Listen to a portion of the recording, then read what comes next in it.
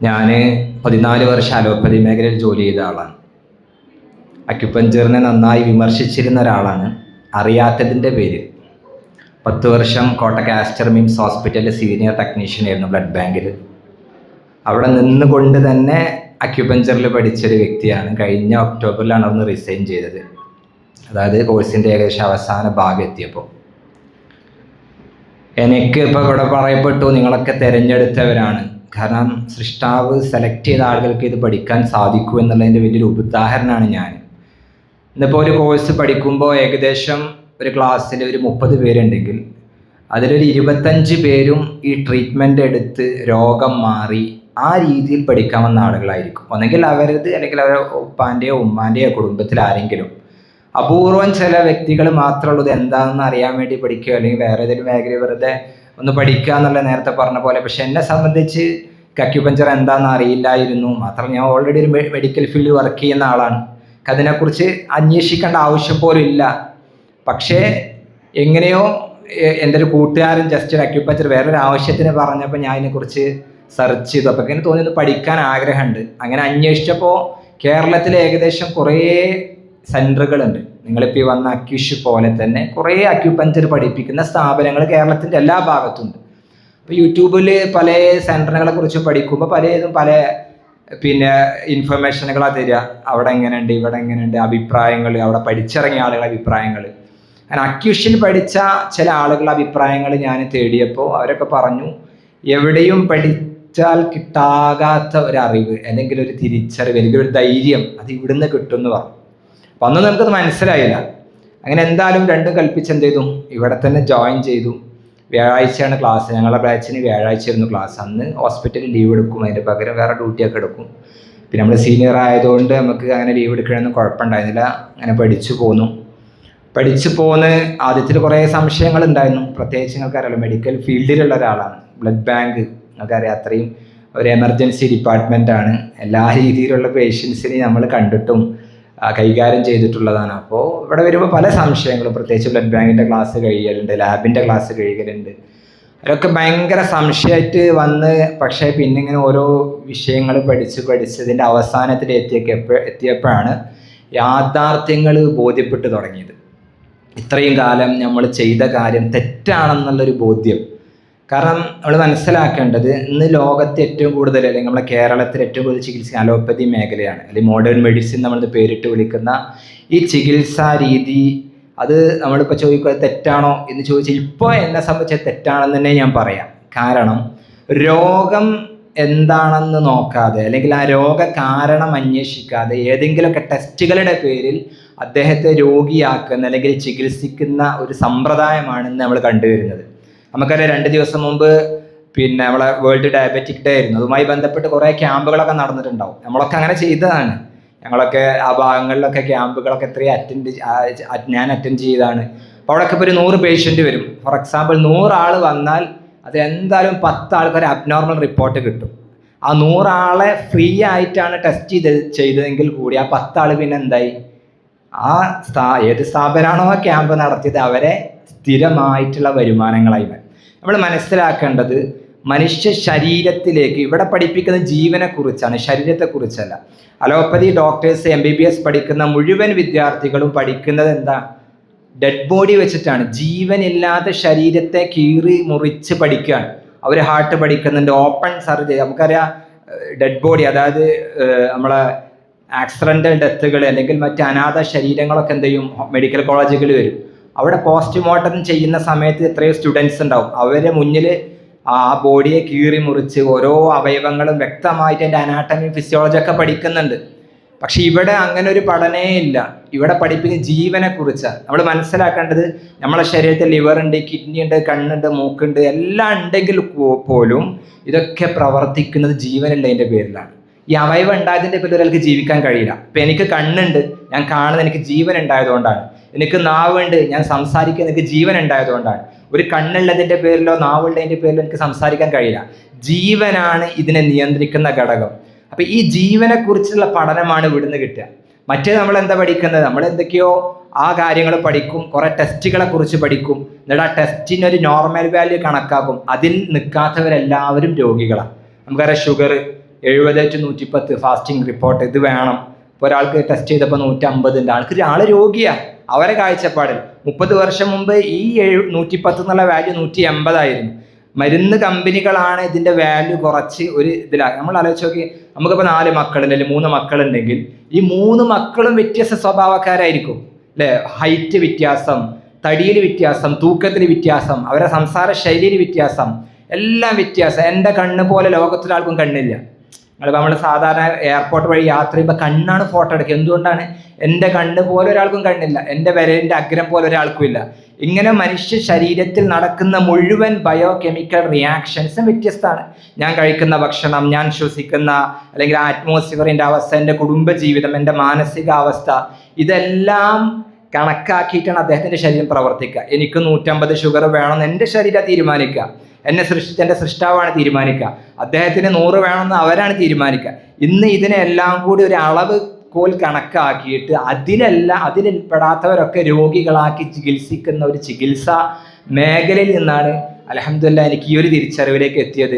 Acupuncture എന്നുള്ളത് നമ്മൾ മനസ്സിലാക്കണം, നമ്മുടെ ജീവനെ കുറിച്ചുള്ള പഠനമാണ്. നമ്മളെ ശരീരം നമ്മൾ ഇന്ന് കാണുന്നത് ഇപ്പോൾ ഉണ്ടോ, സാറൊക്കെ നേരത്തെ പറഞ്ഞു പല സർജറികൾക്കും എന്തെങ്കിലും ഒരു ഇപ്പം എന്നെ സംബന്ധിച്ചാൽ ഞാൻ സർജറി ചെയ്തിട്ടുണ്ട്. ഞാൻ മിംസിൽ ജോലി ചെയ്തെടുക്കുമ്പോൾ എനിക്കൊരു വയറുവേദന വന്ന് ഗോൾ ബാഡറിൽ സ്റ്റോൺ ഉണ്ടെന്ന് പറഞ്ഞു കുറേ മുമ്പ് തുടക്കത്തിൽ. അപ്പം ഞാനത് അന്ന് പിന്നെ മരുന്നൊക്കെ കുടിച്ച് മാറി. അങ്ങനെ ഞാൻ ഈ റിസൈൻ ചെയ്യണ 1 വർഷം മുമ്പാണ് എനിക്കൊരു ഹെർണിയയുടെ സ്റ്റാർട്ടിങ്, ചെറുതായിട്ടൊരു ബൾജിങ്. അപ്പോൾ ഞാൻ അഡ്വാൻസ് ആയിട്ട്, ഞാൻ ഹോസ്പിറ്റലിലല്ല, എന്നെ സംബന്ധിച്ച അവിടുന്ന് എനിക്കും വൈഫിനും കുട്ടികൾക്കൊക്കെ ഏകദേശം 2.5 ലക്ഷം ട്രീറ്റ്മെൻറ്റ് ഉണ്ട് ഹോസ്പിറ്റലിൽ ഓരോ വർഷവും. അവിടെ കമ്പനി ഇതാണ് എന്ത് പോളിസി, ഇൻഷുറൻസ് പോളിസി, നമുക്ക് പൈസ ഒന്നും ചിലവില്ല. അപ്പോൾ ഞാൻ എന്ത് ചെയ്തു, വീട് പണി വീടിൻ്റെ കൂടെ ഒരിക്കൽ കഴിഞ്ഞുള്ളൂ. അപ്പോൾ ഞാനന്ന് കുറേ ഹാർഡ് വർക്ക് ചെയ്തിട്ടുണ്ട്. പ്രത്യേകിച്ച് നമ്മൾ വെയിറ്റ് ഉള്ളതൊക്കെ അന്ന് ഞാനും കുറേ പണിയെടുത്തിട്ടുണ്ട്. അപ്പോൾ ഈ വെയിറ്റ് എടുക്കുന്ന സമയത്ത് ഇപ്പോൾ നമ്മളെ മസിൽ സെൽ ഡാമേജ് ആകുമ്പോഴാണ് സ്വാഭാവികമായിട്ടും ഹെർണിയ വരിക. അപ്പം അന്ന് സർജറി ചെയ്യാൻ വേണ്ടി ഹെർണിയക്ക് സ്കാൻ ചെയ്തപ്പോൾ ആ മുമ്പുണ്ടായിരുന്ന ഗോൾ ബാഡർ, ആ സ്റ്റോൺ എന്ത് ചെയ്തിട്ടുണ്ട്, ഒന്നും കൂടെ വലുപ്പം പോയി. ഒരു വേദനയില്ല. പക്ഷെ ഞാൻ ഡോക്ടറോട് പറഞ്ഞു ഏതായാലും ഹെർണിയക്ക് സർജറി ഇല്ല, അതിൻ്റെ കൂടെ എന്ത് ചെയ്തോളി ആ ഗോൾ ബാഡർ സ്റ്റോൺ ആണ് ഒഴിവാക്കിക്കളാറ്. അങ്ങനെ അന്ന് ഞാൻ ഗോൾ ബാഡർ എടുത്തൊഴിവാക്കുമെന്ന് ഞാൻ കരുതിയിരുന്നില്ല, സംഗതി നമുക്ക് അറിയെങ്കിലും. പക്ഷെ സർജറി കഴിഞ്ഞപ്പോഴാണ് എൻ്റെ ഗോൾ ബാഡർ എന്ത് ചെയ്തിട്ടുണ്ട് കാരണം അങ്ങനെ സർജറി ചെയ്യാൻ കഴിയുള്ളൂ. ഗോൾ ബാഡർ സ്റ്റോൺ റിമൂവ് ചെയ്യാൻ ആ ഗോൾ ബാഡറെ ഒഴിവാക്കിയിട്ട് ആ പിത്തസഞ്ചിയാണല്ലോ അതിലേക്ക് ലിവറിൽ നിന്ന് നേരിട്ടിട്ട് നമ്മളെ ഡുവോഡിനത്തിലേക്ക് കണക്ഷൻ കൊടുക്കുക ചെയ്യാം. എന്തായാലും അന്ന് ഇപ്പോൾ എന്നെ സംബന്ധിച്ച് ഹോസ്പിറ്റലിൽ 75,000 രൂപ ബില്ല് വന്നു. പക്ഷെ എനിക്ക് 3,000 രൂപ അടക്കേണ്ടി വന്നിട്ടുള്ളൂ, കാരണം ഞാൻ അവിടുത്തെ സ്റ്റാഫ് ആയതുകൊണ്ട്. അപ്പോൾ ഞാൻ അതിൽ വലിയ അഭിമാനിച്ചിരുന്നു.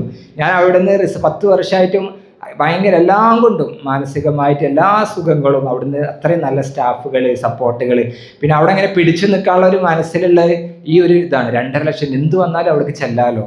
പക്ഷെ അന്ന് എന്താണ്, രോഗഭയമായിരുന്നു. എന്ത് വന്നാലും ഹോസ്പിറ്റലിൽ ചെല്ലാൻ പറ്റും എന്നുള്ള ഒരു വിശ്വാസം മാത്രം ഹൃദയത്തിൽ. പക്ഷെ ഈ ഒരു പഠനത്തിലൂടെ മനസ്സിലാക്കി ഇതൊക്കെ എന്താ, അത് വെറുതെ നമ്മളെ ഒരു അന്ധവിശ്വാസം എന്നാ പറയാം.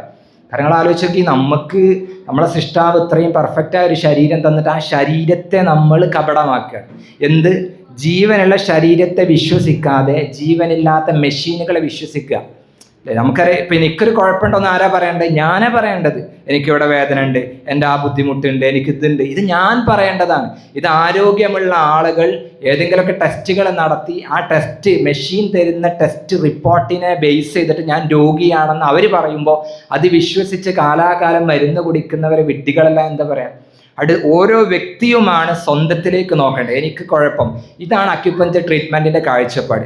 ഒരു രോഗി വരുമ്പോൾ ആളുകൾ വന്നിട്ട് പറയും എനിക്ക് ഷുഗറാണ്. നമ്മൾ പറയും ഷുഗർ ആയിക്കോട്ടെ, നിങ്ങൾക്ക് ബുദ്ധിമുട്ട് എന്താ പറയും. അപ്പോൾ അവർ പറയാം ഷുഗർ 150 ഉണ്ട്, അല്ലെങ്കിൽ ഷുഗർ 300 ഉണ്ട്. അപ്പോഴും നമ്മൾ നിങ്ങളെ ബുദ്ധിമുട്ട് പറയും. അത് അവർ വിചാരിക്കുന്നത് 300 ഷുഗർ അല്ലെങ്കിൽ കൊളസ്ട്രോൾ 300 ഉള്ളത്, അല്ലെങ്കിൽ തൈറോയിഡിൻ്റെ വാല്യൂ അത്ര ഉള്ളത്, അല്ലെങ്കിൽ സ്കാനിങ്ങിന് അവിടെ ഒരു മുഴ കണ്ടത്, ഇതൊക്കെയാണ് രോഗം എന്ന് പറയുന്നത്. ആ രോഗി അനുഭവിക്കുന്ന ശാരീരിക ബുദ്ധിമുട്ടുകളാണ്. ഇതാണ് അക്യുപഞ്ചറിൻ്റെ കാഴ്ചപ്പാട്. ആ രോഗത്തിൻ്റെ കാരണത്തെ കണ്ടെത്തി ചികിത്സിക്കുന്ന ചികിത്സാ സംവിധാനമാണ് അക്യുപഞ്ചർ. അല്ലേ, മറ്റെന്താണ് ഇപ്പോൾ നേരത്തെ പറഞ്ഞ യൂട്രസിൽ മുഴ, എന്താ ചികിത്സ? യൂട്രസ് എടുത്ത് ഒഴിവാക്കുക. കയ്യിന് ഇപ്പം അന്ന് നമ്മൾ കണ്ടല്ലോ, ഒരു 2 മാസം മുമ്പ് ഒരു കുട്ടിയുടെ കൈ പൊട്ടി, എന്താ ചികിത്സ ചെയ്ത് കൈ തന്നെ മുറിച്ച് ഒഴിവാക്കി. ഇത് നമ്മളെ ശരീരം എന്നുള്ളത് ഒരു പിന്നെ മെഷീനല്ല. അല്ലെങ്കിൽ ഇന്ന് ടെക്നോളജികൾ ആധുനിക എല്ലാ കാര്യങ്ങളിലും, ബിൽഡിംഗ് ആയിക്കോട്ടെ, വാഹനങ്ങളിലായിക്കോട്ടെ, മൊബൈൽ ഫോണിലായിക്കോട്ടെ, അങ്ങനെ ഇന്ന് കാണുന്ന മുഴുവൻ ഇൻസ്ട്രുമെൻ്റൽ അല്ലെങ്കിൽ ടെക്നിക്കൽ മേഖലകളിൽ പലതും ഉപയോഗിച്ചോട്ടെ, അതിനൊരു കുഴപ്പമില്ല. പക്ഷെ ശരീരം എന്നുള്ളത് എന്നാണോ മനുഷ്യകുലം തുടങ്ങിയത്, നമുക്കറിയാം, ആദ്യം മനുഷ്യനായ ആദം മുതൽ ഇന്ന് ജനിക്കുന്ന ആൾക്കും സിസ്റ്റം ഒന്നാണ്. അന്നുണ്ട് ലിവർ, ഇന്ന് ലിവറിന് മാറ്റം വരുത്തിയിട്ടില്ല. ആളുകളുടെ രൂപവ്യത്യാസം, വലിപ്പ വ്യത്യാസം ഉണ്ടാകാം, അത് ഇന്നുണ്ട്. ആഫ്രിക്കൻ രാജ്യങ്ങളിൽ, അഫ്ഗാനിസ്ഥാൻ രാജ്യങ്ങളിൽ പോയാൽ നമ്മളെക്കാൾ ഹൈറ്റ് വെയിറ്റുള്ള ആളുകളെ കാണാം. എന്നാൽ കൊറിയ പോലുള്ള, ജപ്പാൻ പോലുള്ള, ചൈന പോലുള്ള രാജ്യങ്ങളിൽ പോയാൽ ചെറിയ ആളുകളെ കാണാൻ പറ്റും. അത് വ്യത്യാസമാണ്. പക്ഷേ ശരീരത്തിൻ്റെ അവയവങ്ങൾ, ശരീരത്തിൻ്റെ പ്രവർത്തനങ്ങൾ അന്നും 1000 കൊല്ലം 10000 കൊല്ലം മുമ്പ് മനുഷ്യൻ തുടങ്ങിയിട്ടുണ്ടെങ്കിൽ അന്നും ഇന്ന് ജനിക്കുന്ന കുഞ്ഞിനും ഇനി ലോകം അവസാനിക്കുന്ന അന്ന് ജനിക്കുന്ന കുഞ്ഞിനും ഒരേ സിസ്റ്റം ശരീരത്തിൽ നടക്കുക. അപ്പോൾ ആ ബുദ്ധിമുട്ടുകളെ കണ്ടെത്താൻ പുതിയ ടെക്നോളജി ഉപയോഗിച്ചാൽ കഴിയില്ല. അതിന് എന്താണോ പഴയ ടെക്നോളജി, അതാണ് ആ രോഗകാരണം, ജീവൻ്റെ തുടിപ്പിനെ നോക്കി കണ്ടെത്തുന്ന ശാസ്ത്രവിദ്യയാണ് അക്യുപഞ്ചർ. നമ്മളറിയാം, നമുക്കിങ്ങനെ നാടി പിടിച്ച് നമുക്ക് വലിയ ആകാംക്ഷയായിരുന്നു പഠിക്കാൻ വരുമ്പോൾ, എന്നാ ഈ നാടി പിടിക്കണമെന്ന് പഠിക്കാൻ പറ്റുക, അതായത് നമുക്ക് ഭയങ്കരത്. പക്ഷെ ഏറ്റവും ലാസ്റ്റ് പഠിപ്പിക്കുക, പരീക്ഷ കഴിഞ്ഞിട്ടാണ് പഠിപ്പിക്കുക.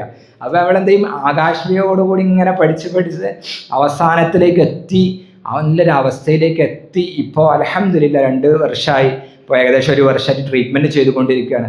അവിടെ ഈ പഠിക്കാൻ വന്ന മുഴുവൻ ആളുകളും, നിങ്ങളിത് വലിയൊരു സത്യത്തിൻ്റെ വഴിയാണ്. പ്രത്യേകിച്ച് എന്നെപ്പോലെ ഞാൻ നല്ലൊരു സാലറി ഉള്ള, നല്ല എല്ലാ സൗകര്യങ്ങളുള്ള ഒരു ജോലി ഒക്കെ ഒഴിവാക്കി മേഖലയിലേക്ക് എത്തിയത് 2 കാര്യങ്ങളാണ്. ഒന്ന് ഇതിൻ്റെ സത്യം, 2 ആ ചെയ്ത കാര്യം എനിക്ക് തോന്നുകയാണ്. കാരണം എൻ്റെ എല്ലാ കാര്യങ്ങളും, എൻ്റെ വീടുമായി ബന്ധപ്പെട്ട സ്വന്തമായിട്ട് വീട് വെച്ചു. 30-ാം വയസ്സിൽ തന്നെ കൊറോണ സമയത്ത് അത്യാവശ്യം പൈസ ഉണ്ടാക്കി. കാരണം വേറെ ലാബുകളുണ്ടായിരുന്നു. എൻ്റെ പാർട്ണർ ഇപ്പോൾ ഈ ബാച്ചിലൂടെ പഠിക്കുന്നുണ്ട്, റഫീഖ്, എൻ്റെ വൈഫ്, എൻ്റെ വൈഫും പഠിക്കുന്നുണ്ട് നിങ്ങളെ മുമ്പത്തെ ബാച്ചിൽ.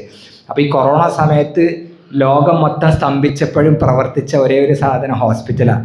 അന്ന് ഏറ്റവും കൂടുതൽ പൈസ ഉണ്ടാക്കിയത് ഹോസ്പിറ്റൽ മേഖലയാണ്. ഈ പറയുന്ന ഞാനും എൻ്റെ ഫ്രണ്ട്സ്, അതായത് മെഡിക്കൽ ഫീൽഡല്ല, കാരണം എനിക്ക് പുറത്ത് ലാബ് ഉണ്ടായതുകൊണ്ട് അന്നൊരു കൊറോണ പേഷ്യൻറ്റിനെ നമ്മൾ വീട്ടിൽ പോയിട്ടാണ് പരിശോധിക്കുക. അതായത് ഫസ്റ്റ് ലോക്ക്ഡൗൺ കഴിഞ്ഞ് പിന്നെ ഫ്ലൈറ്റൊക്കെ ചാലുമായല്ലോ, ഫ്ലൈറ്റൊക്കെ പോകൽ തുടങ്ങിയപ്പോൾ ഓരോ വിദേശത്ത് പോകേണ്ട ആളുകൾക്ക് എന്ത് വേണം, കൊറോണ ടെസ്റ്റ് വേണം. അപ്പോൾ നമ്മളെ വിളിക്കും. അപ്പോൾ നമ്മളിങ്ങനെ ഒരു കമ്മീഷൻ ബേസിലാണ് ട്രാവൽസിൽ വിസക്ക് അല്ലെങ്കിൽ ടിക്കറ്റിന് ചെല്ലുമ്പോൾ ആ ട്രാവൽസേരും ലാബും തമ്മിൽ ടൈപ്പ് ചെയ്യുക. ഇപ്പോൾ ഉദാഹരണം പറയാം, 1500 രൂപ കൊറോണ ടെസ്റ്റ് ആണെങ്കിൽ 300 രൂപ ആർക്ക് കൊടുക്കണം, ട്രാവൽസിന് കൊടുക്കണം. അപ്പോൾ ഈ രീതിയിൽ അന്ന് കുറേ സമ്പത്ത് ഉണ്ടാക്കി. പക്ഷെ പിന്നെ ഈ ഒരു പഠിത്തം കഴിഞ്ഞപ്പോഴാണ് ഞാൻ സമ്പാദിച്ചതിൽ എന്തൊക്കെയോ തെറ്റ് വന്നു എന്നുള്ളൊരു ബോധ്യം. അത് നിങ്ങൾക്ക് ഇപ്പോൾ പറഞ്ഞത് മനസ്സിലാവുക. ഇപ്പോൾ ഒരാൾ ബാങ്ക് ജോലി, ഇപ്പോൾ ഇവിടെ ഭൂരിഭാഗം മുസ്ലിമീങ്ങളാണ്, ഞാൻ അതുകൊണ്ട് പറയാണ്, ഒരാൾ ബാങ്ക് ജോലി എടുത്തുകൊണ്ടിരിക്കുകയാണ്, അദ്ദേഹത്തിന് അത് തെറ്റാണെന്നുള്ള ബോധ്യം വരുമ്പോഴേ അതിൽ നിന്ന് പിന്മാറാൻ തോന്നുള്ളൂ. അല്ലെങ്കിൽ അദ്ദേഹം പഠിച്ച ജോലി അദ്ദേഹം ചെയ്യുന്നു. ഇതുപോലെയാണ് ഇന്ന് നല്ല ഇതിനെ പോലെ തന്നെ താടിയും തൊപ്പിയും ചുപ്പിയൊക്കെ ഉള്ള ആളുകളും ഡോക്ടർമാരായിട്ടും ഹോസ്പിറ്റൽ മേഖലയിലും കഴിഞ്ഞു പോകുന്നത്. എന്തുകൊണ്ട്? ഈ തിരിച്ചറിവ് അവർക്ക് കിട്ടാത്തതുകൊണ്ടാണ്. അതുകൊണ്ട് നമ്മൾ ഈ കിട്ടിയ അറിവ് നിങ്ങൾ ഏറ്റവും നല്ല രീതിയിൽ പഠിച്ച് നല്ല ചികിത്സകരാകണം. എന്നെ സംബന്ധിച്ചൊരു 3 എക്സ്പീരിയൻസ് ജസ്റ്റ് പെട്ടെന്ന് ഞാൻ പറഞ്ഞു പോവാം. ഞാൻ ചികിത്സയിലേക്ക് ഇരുന്നപ്പോൾ ആദ്യമായി വന്നൊരു പേഷ്യൻ്റ്, എൻ്റെ ജീവിതത്തിൽ, അതായത് പേഷ്യൻസിനെ ഞാൻ ട്രീറ്റ് ചെയ്തിട്ടുണ്ട്. പക്ഷെ ഔദ്യോഗികമായി ഒരു അക്യുപഞ്ചറിസ്റ്റായി, സർട്ടിഫൈഡ് അക്യുപഞ്ചറിസ്റ്റായി വീട്ടിലിരിക്കുന്ന സമയത്ത് ആദ്യം വന്ന പേഷ്യൻറ്റിൻ്റെ രോഗം തന്നെ മാറിയൊക്കെ വലിയ അത്ഭുതമായി. അതായത് ഈ ഒരു ഭാഗത്ത് ഷോൾഡറിൽ ഭയങ്കര ഇൻഫ്ലമേഷനായിട്ട് ഭയങ്കര പഴുത്ത്, അത് ഡോക്ടറെ കാണിച്ചപ്പോൾ ഡോക്ടർ കീറണം എന്ന് പറഞ്ഞു. ആരോഗ്യ ബഷീർ എന്ന് പറയും, അദ്ദേഹം വന്നു. ഒരു 50-52 വയസ്സുണ്ട്. ഞാൻ ഫസ്റ്റ് ആഴ്ച നീഡിൽ ചെയ്തു, കാണിച്ചു. എനിക്ക് ഷർട്ട് ഊരാൻ പോലും വേദനയാണ്, കൈ ഇങ്ങനെ പൊക്കാൻ പോലും വയ്യ. ട്രീറ്റ്മെൻറ്റ് ചെയ്തു. 2ാമത്തെ ആഴ്ചയും വന്നു, അപ്പോൾ കുറവുണ്ട്. 2 ആഴ്ചയുടെ ട്രീറ്റ്മെൻറ്റ് കൊണ്ട് പൂർണ്ണമായി മാറി. അങ്ങനെ വലിയൊരു അത്ഭുതം. ഇപ്പം ഏറ്റവും അടുത്ത് ഞാൻ പിന്നെ വീഡിയോ ഇട്ടിരുന്നു. ഒരു പേഷ്യൻസ്, ഒരു 89 വയസ്സുള്ള നഫീസ് പറഞ്ഞൊരു പേഷ്യൻ്റാണ്. അവർ 2 മാസം മുമ്പാണ് അവരെ മകൾ, ഏകദേശം 71 വയസ്സുണ്ട്. ഫാമിലി ഫുള്ള് US-ലാണ്, അമേരിക്കയിൽ സെറ്റിൽഡാണ്. ഭയങ്കര സാമ്പത്തികമായിട്ട് ഭയങ്കര കഴിവുള്ള കുടുംബമാണ്. അവരെന്നെ വിളിക്കുകയാണ്, ഇങ്ങനെ പേഷ്യൻ്റ്, നമ്മുടെ ഹസീനത്തെ എൻ്റെ നമ്പർ കൊടുത്താണ്, നമ്മളത് വീട്ടിൽ വന്ന് ചികിത്സിക്കും, ഉമ്മക്ക് തീരെ സുഖമില്ല. ഞാൻ പറഞ്ഞു വരാം, നിങ്ങൾ മരുന്നൊക്കെ നിർത്തണം എന്ന് പറഞ്ഞു. അപ്പോൾ അവരൊരു മക്കളൊക്കെ ഒന്ന് ആലോചിക്കട്ടെ വന്നില്ല. അങ്ങനെ വീണ്ടും പിറ്റത്തെ ആഴ്ച വീണ്ടും വിളിച്ചു. ഞാൻ പറഞ്ഞു ഞാൻ വരാം, നിങ്ങൾ മരുന്ന് നിർത്താൻ തയ്യാറുണ്ടോ, വരാം. അങ്ങനെ ഞാൻ വീട്ടിൽ ചെന്നു. അപ്പോൾ ആ ഉമ്മനെ ഒരു വീൽ ചെയറിലിരുത്തി ഒരു സാരിയൊക്കെ എടുപ്പിച്ചിട്ടുണ്ട്. പ്രായമുള്ളൊരു ഉമ്മ, 89 വയസ്സുണ്ട്. ടാബ്ലറ്റിൽ ഫുള്ള് കുറേ മരുന്നുണ്ട്, വർഷങ്ങളായിട്ട് മരുന്ന്, ഒരു 10-15 മരുന്ന് ഡെയിലി കഴിക്കുന്നുണ്ട്. ഞാൻ പറഞ്ഞു നിങ്ങളെ ഉമ്മാക്ക് ഇപ്പം 89 വയസ്സായി, നിങ്ങളെ ഉമ്മ ഇന്ന് എത്ര കാലം ഉണ്ടാവും എന്ന് എനിക്ക് പറയാൻ കഴിയില്ല. പക്ഷെ ഉള്ള കാലം നിങ്ങൾക്ക് നിങ്ങളെ ഉമ്മയെ നിങ്ങളടുത്ത് നിങ്ങളെ സംരക്ഷണത്തിൽ നിങ്ങളെ പരിചരണത്തിൽ ആക്കാൻ എൻ്റെ ചികിത്സ കൊണ്ട് സാധിക്കുന്നവർക്ക് ഉറപ്പ് കൊടുത്ത് മരുന്ന് മുഴുവൻ നിർത്തുകയാണെങ്കിൽ ട്രീറ്റ്മെൻറ്റ് ചെയ്യാറുണ്ട്. അവരെല്ലാം മരുന്നും നിർത്തി. ഏകദേശം ഞാൻ 6-7 ആഴ്ച ട്രീറ്റ്മെൻറ്റ് ചെയ്തു. ഉമ്മ ഞാൻ ചെല്ലുന്ന സമയത്ത് ഭക്ഷണം കഴിക്കൂല, വയറ്റിന് നല്ലപോലെ പോകില്ല, മൂത്രം പോകില്ല, വളരെ പ്രയാസങ്ങളായിരുന്നു. പക്ഷെ അൽഹംദുലില്ലാ അതൊക്കെ ശരിയായി. എങ്കിലും ആ വാർദ്ധക്യാവസ്ഥയുടെ പ്രയാസങ്ങളുണ്ട്. പക്ഷെ അവർ ഹോസ്പിറ്റലിൽ കൊണ്ടുപോയില്ല. മാത്രമല്ല ഒരു ദിവസം ഞാൻ വെള്ളിയാഴ്ച ട്രീറ്റ്മെൻറ്റ് ചെയ്ത് ഒരു ബുധനാഴ്ചയായിട്ട് പിന്നെ അവർ പെട്ടെന്ന് മരണപ്പെട്ടു എന്ന് പറഞ്ഞു, അങ്ങനെ വീട്ടിൽ നിന്ന്. പക്ഷെ അവർക്ക് ഭയങ്കര സംതൃപ്തി, ആ സ്ത്രീക്ക്, അത് അവരെ മകൾക്ക്, ഏകദേശം 71 വയസ്സിൻ്റെ മകൾക്ക്, അവരെല്ലാം ആരോഗ്യമുള്ള ആളാണ്. എന്തോ അപ്പം ഞാൻ അങ്ങനെ ആലോചിച്ചു. അതേ സമയത്താണ് എൻ്റെ കൂട്ടുകാരൻ്റെ ഉപ്പങ്ങളൊക്കെ അറിയും, നമ്മളെ ബീരാൻകുട്ടി ഡോക്ടർ കുറ്റിപ്പുറത്തുള്ള ഇവിടുത്തെ പിന്നെ അഡ്വക്കേറ്റ് മറിയുമ്മൻ്റെ ഹസ്ബൻഡ്, ഏകദേശം മിംസ് ഹോസ്പിറ്റലിൽ 10-15 ICUയിൽ കിടന്നു. ശേഷം കോഴിക്കോട് കോയാസ് ഹോസ്പിറ്റലിൽ നിന്നാണ് മരണപ്പെടുന്നത്. 10 ലക്ഷം രൂപയുടെ മേലെ ചികിത്സക്ക് ചിലവായിട്ടുണ്ട് ഒരു മാസം കൊണ്ട്. ഞാൻ അങ്ങനെ ആലോചിച്ച് നോക്കുക, ഞാൻ അന്ന് ആ ഉമ്മയുടെ അടുത്ത് പോയില്ലായിരുന്നെങ്കിൽ, അവരെയൊക്കെ ഇവരെക്കാൾ പൈസ ഉള്ള ആളുകളാണ്, അവരും ആ ഉമ്മാനെ എന്ത് ചെയ്യും, ഹോസ്പിറ്റലിൽ കൊണ്ടുപോകും. അങ്ങനെ ഒരു പേഷ്യൻ്റ് ഹോസ്പിറ്റലിൽ കിട്ടിയ ഹോസ്പിറ്റലിൽ എന്താ ചെയ്യുക? അതൊക്കെ അവരെ ചാകരയാണ് അങ്ങനെ ഒരാളെ കിട്ടുക എന്നുള്ളത്. എന്തായാലും ICUയിൽ കയറ്റും, വെന്റിലേറ്ററിലിടും, ലക്ഷങ്ങളെ ബില്ലാകും. ആ ഉമ്മാക്ക് നേരത്തെ സാറ് പറഞ്ഞ പോലെ മൂക്കിലൂടെയും വായിലൂടെയൊക്കെ ട്യൂബ് ഇട്ട്, നിങ്ങൾ ആലോചിച്ച് മൂക്കിൽ ഇപ്പോൾ കൊറോണ ടെസ്റ്റ് ചെയ്ത ആളുകളില്ലേ, കൊറോണയുടെ അത്രയും മൈന്യൂട്ടായ ചെറിയൊരു ഒരു ബഡ്സാണ് നമ്മൾ ഉപയോഗിക്കുക. അതൊന്നും ഇവിടെ എത്തുമ്പോഴേക്കിന് ആളുകൾ എന്ത് ചെയ്യും, മൂക്ക് വലിക്കും അല്ലേ? ഒന്നും വേണ്ട, ഒരു തൂവലെടുത്തിട്ടൊന്ന് മൂക്കിലിട്ട് നോക്കും. ഇത്രയും സെൻസിറ്റീവായ ഈ ഏരിയയിലൂടെ ഫിക്സഡ് ആയിട്ട് ഒരു പ്ലാസ്റ്റിക് ട്യൂബ് വെക്കുക എന്നെങ്കിൽ എത്ര പ്രയാസം ഉണ്ടാവും രോഗിക്ക്. അപ്പം ഞാൻ അന്ന് ഇവരോട് പറഞ്ഞ കാര്യത്തിൽ, നിങ്ങളെ ഉമ്മാക്ക് അങ്ങനത്തെ ഒന്നിലേക്കും നിങ്ങൾ കൊണ്ടുപോകരുത്, മരിക്കുന്നവരെ നിങ്ങൾക്ക് സംരക്ഷിക്കുക. എന്തായാലും അൽഹംദുലില്ലാ അവർക്ക് വീട്ടിൽ നിന്ന് തന്നെ നല്ല രീതിയിൽ അവരെ മോളടുത്തുള്ള പരിചരണത്തിലൂടെ മരിക്കാൻ സാധിച്ചു. ഇതൊക്കെ നമ്മുടെ ഈ ചികിത്സയിലൂടെ കിട്ടുക. ഇതൊക്കെ പഠിച്ച് നല്ലൊരു ചികിത്സകരാകാൻ നിങ്ങളൊക്കെ പ്രാർത്ഥിക്കണം. ഈ വഴിയിൽ ഉറച്ചു നിൽക്കുക എന്നുള്ളതാണ്. പ്രയാസങ്ങളും പ്രതിസന്ധികളും കുറ്റപ്പെടുത്തലുകളും ഒക്കെ വരും, കാരണം സത്യത്തിൻ്റെ വഴിയാണ്. ഇവിടെ ഇപ്പോൾ ഞാൻ പറഞ്ഞല്ലോ, ഞാൻ ആ ഒരു പേഷ്യൻ്റെ അടുത്ത് പോയപ്പോൾ അവർക്ക് ഹോസ്പിറ്റലിൽ ഞാൻ പോയില്ലായിരുന്നു. ഞാൻ ചിന്തിച്ച കാര്യതാണ്, ഞാനെങ്ങാനും ആ പേഷ്യൻ്റെ അടുത്ത് പോയില്ല എങ്കിൽ ഏതെങ്കിലും ഒരു ഹോസ്പിറ്റലിൽ ഒരു 10-15 ലക്ഷം രൂപ എന്ത് ചെയ്തിരുന്നു, കിട്ടൂലേ? എന്തായാലും കിട്ടും. ഒരു 10 ലക്ഷം എന്തായാലും കിട്ടും. കാരണം ഇവർ നല്ല സമ്പത്തുള്ള ആൾക്കാരാണ്, അമേരിക്കയിലാണ് മക്കളെല്ലാവരും. അത് അപ്പം ഞാൻ പോയതുകൊണ്ട് ഏതോ ഒരു ഹോസ്പിറ്റലിൽ എന്ത് സംഭവിച്ചിട്ടുണ്ട്, 10 ലക്ഷം രൂപയുടെ ബിസിനസ് നഷ്ടപ്പെടുത്തിയിട്ടുണ്ട്. ഇതേപോലെയാണ് ഓരോ അക്യുപഞ്ചറിസ്റ്റും ചെയ്യുന്നത്. ഒരു അക്യുപഞ്ചർ പഠിച്ച സ്ത്രീ വീട്ടിൽ നിന്ന് പ്രസവിക്കുകയാണെങ്കിൽ മിംസിനെ പോലുള്ള ഹോസ്പിറ്റലിലേക്ക്, ഞാൻ അവിടെ വർക്ക് ചെയ്തുകൊണ്ടാണ്, ഒരു 55,000 രൂപ നഷ്ടം പറ്റും. കാരണം എന്താ, അവിടെ ഒരു നോർമൽ ഡെലിവറിക്ക് 55,000 രൂപ ഉണ്ട്, ഇത് വീട്ടിൽ പ്രസവിക്കുകയാണെങ്കിൽ ഉണ്ടാവില്ല. അതുകൊണ്ട് സ്വാഭാവികമായും അക്യുപഞ്ചറിസ്റ്റുകൾക്കെതിരെ ഇന്ന് കാണുന്ന പ്രചാരണങ്ങളൊക്കെ എന്താ, അതൊക്കെ വെറും കഥകളും നമ്മളെ തളർത്താനുള്ളതാണ്. പക്ഷേ അക്യുപഞ്ചർ എന്നുള്ളൊരു സത്യമാണ്. സത്യത്തിൻ്റെ വഴിയിൽ എപ്പോഴും ശത്രുക്കൾ ഉണ്ടാവും എന്നുള്ള കാര്യം ഉറപ്പാണ്. നിങ്ങൾ ഈ വഴിയിൽ നല്ല ഉറച്ചു നിൽക്കുക എന്നുള്ളത് വലിയൊരു കാര്യമാണ്. അതുകൊണ്ട് ഈ പഠനം നിങ്ങൾ അവസാനം വരെ ഏറ്റവും നല്ല നിരീക്ഷിച്ച് ബോധ്യപ്പെട്ട് പഠിക്കാൻ നിങ്ങൾക്ക് ഓരോരുത്തർക്കും സൃഷ്ടാവ് അവസരം നൽകട്ടെ എന്ന് ഞാൻ പ്രാർത്ഥിക്കുകയാണ്. നമ്മൾ ഓരോരുത്തരും സമൂഹത്തിന് നന്മ ചെയ്യുന്ന നല്ല ചികിത്സകരാകട്ടെ എന്ന് പ്രാർത്ഥിച്ചുകൊണ്ട് ഞാൻ നിർത്തുന്നു. അസ്സലാമു അലൈക്കും വറഹ്മത്തുള്ളാഹി.